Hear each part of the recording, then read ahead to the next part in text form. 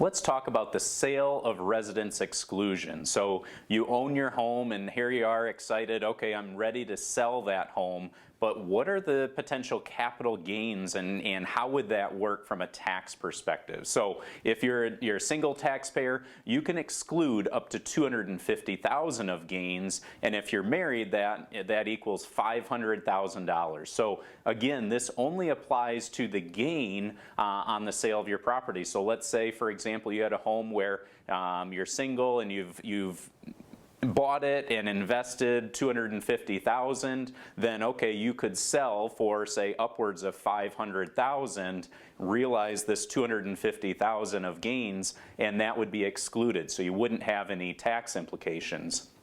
The old rules, you used to defer the gains as you would buy and sell properties, and then at age 55 there'd be a one-time exclusion. So all those old rules have gone by the wayside. Now when you sell your property, there's a 5-year look back to determine if that's been your principal residence for at least 2 of the past 5 years.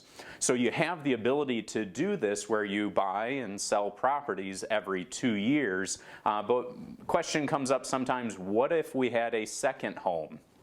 Maybe a vacation home that you'd use. It's a possibility where as long as it's been your principal residence for at least 2 years of the past 5 years, then you'd be able to exclude it. Now, however, rental properties, whole different ball game with that.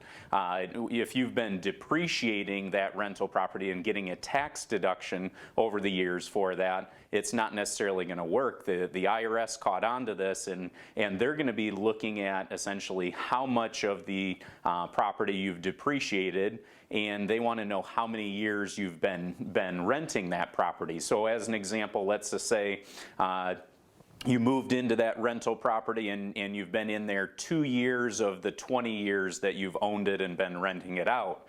So essentially two of the 20 years, that was the case, so you'll have a 10% exclusion. So again, single taxpayer, maybe that's $25,000, married taxpayer, that's $50,000 of taxable exclusion.